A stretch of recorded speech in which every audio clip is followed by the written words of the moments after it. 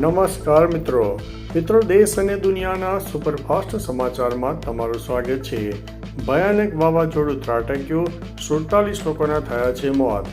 ભારતના પાડોશી દેશ શ્રીલંકામાં ચક્રવાત દીતવાહના કારણે ભારે તબાહી સર્જાઈ છે।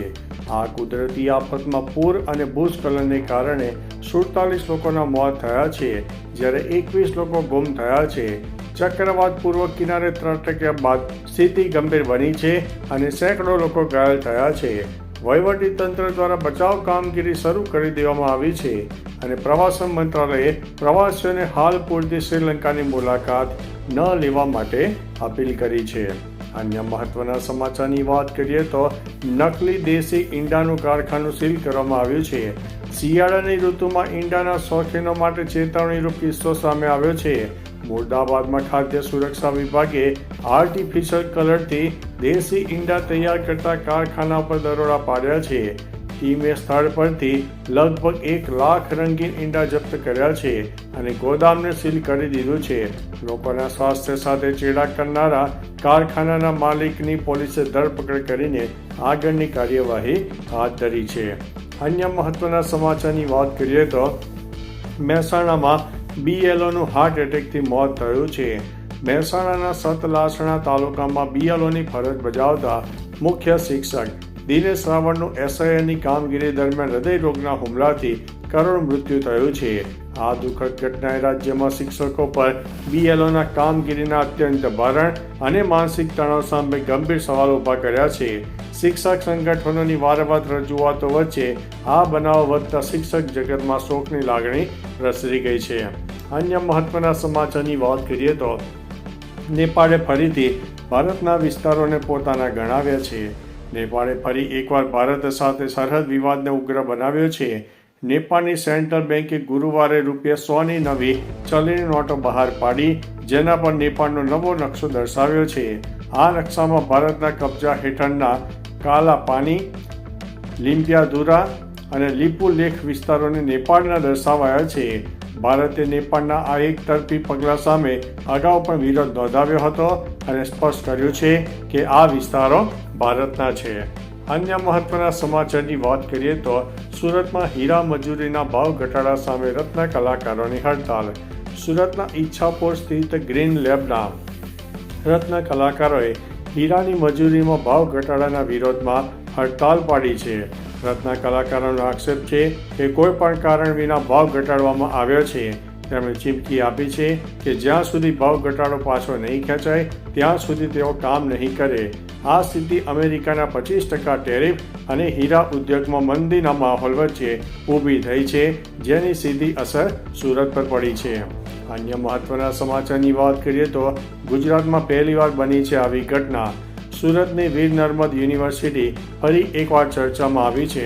કોમ્પ્યુટર સાયન્સના પેપરમાં AI ટૂલ્સનો ઉપયોગ કરીને ચોરી કરતા હોવાની ઘટના સામે આવી છે, જેમાં AI ટૂલ્સ અને હાઈટેક ગેજેટ્સનો ઉપયોગ કરતા વિદ્યાર્થીની ઝડપાઈ હતી। કુલપતિએ જણાવ્યું છે કે હવે પછીની પરીક્ષામાં આવા ગેજેટ્સ પર પ્રતિબંધ મૂકવામાં આવશે। અન્ય મહત્વના સમાચારની વાત કરીએ તો અમદાવાદ શહેરમાં AQI 240ને પાર થઈ ગયો છે। અમદાવાદ શહેરની હવાની ગુણવત્તા સતત નીચે જઈ રહી છે। ગુરુવારે શહેરનો એર ક્વોલિટી ઇન્ડેક્સ 177, જે મધ્યમથી ઉપર નોંધાયો છે, પરંતુ 4 વિસ્તારોમાં તે 240થી વધુ થઈને ખરાબ શ્રેણીમાં પહોંચી ગયો છે। સૌથી વધુ એર ક્વોલિટી ઇન્ડેક્સ રખિયાલમાં 259, ગ્યાસપુરમાં 250, એરપોર્ટ પર 249 અને ચાંદખેડામાં 204 નોંધાયો છે। આ આંકડાઓ અમદાવાદમાં હવાનું પ્રદૂષણ ગંભીર સ્તરે પહોંચ્યું હોવાનો સંકેત આપે છે। અન્ય મહત્વના સમાચારની વાત કરીએ તો અમદાવાદમાં ગગનચુંબી ઇમારતોને મંજૂરી। અમદાવાદના પશ્ચિમ વિસ્તારમાં શહેરની વિકાસ હરણફાળ જોવા મળી રહી છે। 2 વર્ષમાં અમદાવાદ મ્યુનિસિપલ કોર્પોરેશને 70 મીટરથી વધુની ઊંચાઈની 17 ઇમારતોને બાંધકામની પરવાનગી આપી છે, જેનાથી કોર્પોરેશને 250 કરોડની આવક થઈ છે।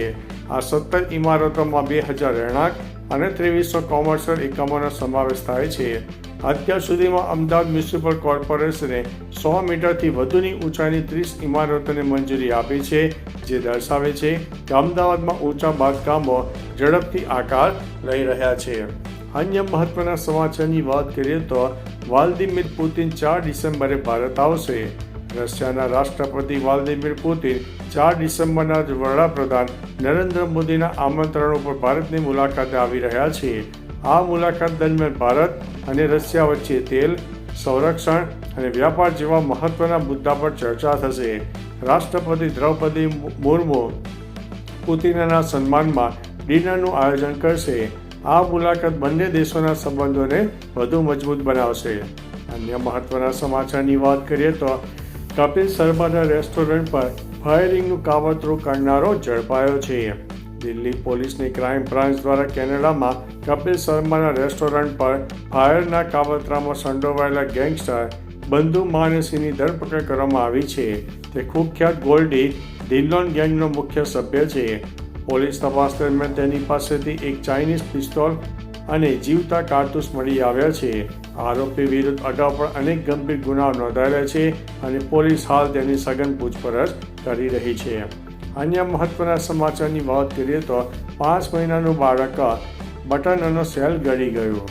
અમદાવાદ સિવિલ હોસ્પિટલમાં બાળરોગ સર્જરી વિભાગે બટન સેલ એટલે કે બેટરી ગળી ગયેલા 5 મહિનાના બાળકનો આયાનનો જીવ બચાવ્યો છે. ખાંસીની ફરિયાદ બાદ એક્સરેમાં અન્ન નળીમાં સેલ ફસાયેલો જોવા મળ્યો. ડોક્ટરોની ટીમે તાત્કાલિક એન્ડોસ્કોપી દ્વારા સેલ બહાર કાઢ્યો હતો. ડોક્ટર જોશીએ ચેતવણી આપી છે કે જો સમયસર સારવાર ન લેવામાં આવી હોત અને સેલ ન નીકળે તો કેમિકલના કારણે અન્ન નળીમાં ભારે નુકસાન થઈ શક્યું હોત. નાની વસ્તુઓ બાળકોની પહોંચથી દૂર રાખવી જોઈએ. અન્ય મહત્વના સમાચારની વાત કરીએ તો ધર્મેન્દ્રની પ્રાર્થના સભામાં હેમા માલિની અને દીકરીઓ ગેરહાજર જોવા મળી. દિગ્ગજ અભિનેતા ધર્મેન્દ્રના પુત્ર સની દેઓલ દ્વારા આયોજિત પ્રાર્થના સભામાં તેમની બીજી પત્ની હેમા માલિની અને પુત્રીઓ ઈશા અને આહના દેઓલ ગેરહાજર રહ્યા હતા. તેમની ગેરહાજરીએ સોશિયલ મીડિયા પર સવાલો ઊભા કર્યા છે. રિપોર્ટ મુજબ હેમા માલિનીએ જુહુ સ્થિત પોતાના ઘરે ધર્મેન્દ્ર માટે અલગથી એક પ્રેયર મીટનું આયોજન કર્યું હતું, જેમાં તેમના નજીકના લોકોએ શ્રદ્ધાંજલિ આપી હતી. તો ચાલો મિત્રો, ફરીથી દેશ અને દુનિયાના સુપરફાસ્ટ સમાચાર લઈને મળતા રહીશો. ત્યાં સુધી અમને રજા આપશો. નમસ્તે.